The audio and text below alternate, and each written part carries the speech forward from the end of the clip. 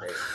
સરકારે જે 10,000 કરોડનું પેકેજ નક્કી કર્યું છે એ પેટે સરકારે જો ખેડૂતોને જે પાકમાં જે નુકસાન આવ્યું છે કમોસમી વરસાદના લીધે, જો સરકાર જો ખેડૂતોને કેસીસી રૂપમાં જે છે પાક ધિરાણ લીધેલું છે એ ભરપાઈ કરે બધાનું તો સારું. આ બાજુ કયું કયું પાકને નુકસાન થયું છે? પાકમાં મગફળી છે, અડદ છે, સોયાબીન છે. જે આગત્ર વાવેતર હતો એને તો બધાને ખરાબ જ થઈ ગયો પાક છે. પાછત્ર તો એમાં અંદર જ રહી ગયો, મગફળી છે. એટલે નુકસાન તો ઘણું છે ખેડૂતોને, પણ સરકાર જો આ પેકેજ નક્કી કર્યું છે એમાં બધાને પૂરું આપે તો સારું. મારું નામ ધર્મેન્દ્રભાઈ નારાયણભાઈ પટેલ, ડૉક્ટર કંપાઉન્ડનો રહેવાસી છું. અહીંયા મુલોજ પંચાયતમાં જ મારી જમીન આવેલી છે.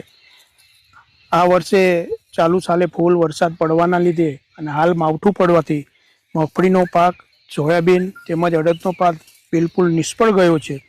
જેથી સરકારશ્રીઓને વિનંતી કરી અને જે અત્યારે પેકેજ જાહેર કર્યું છે એ પેકેજથી અમારું કંઈ ખાસ કંઈ વળે એવું છે નહીં. અમારી તો માગણી એટલી કે ચાલુ સાલે જે ક્રોપ લોનો લીધેલી છે ખેડૂતોએ એ સદંતર માફ થવી જોઈએ, તો એમ થાય કે ખેડૂત ફરીવાર બેઠો થાય. બાકી હાલની આવી થોડા નાના મોટા પેકેજથી ખેડૂતોને બહુ કંઈ ફરક પડતો નથી. અને તમે હાલ આ જોઈ રહ્યા છો, મગફળીમાં અત્યારે બિલકુલ કોવાઈ ગઈ છે, એક બી દાણો કામ આવે એવું નથી. આ પૂરું ખેતર મારું 15 વીઘાનું છે, તો આમાં ઘણું એવું નુકસાન ખેડૂતોને છે.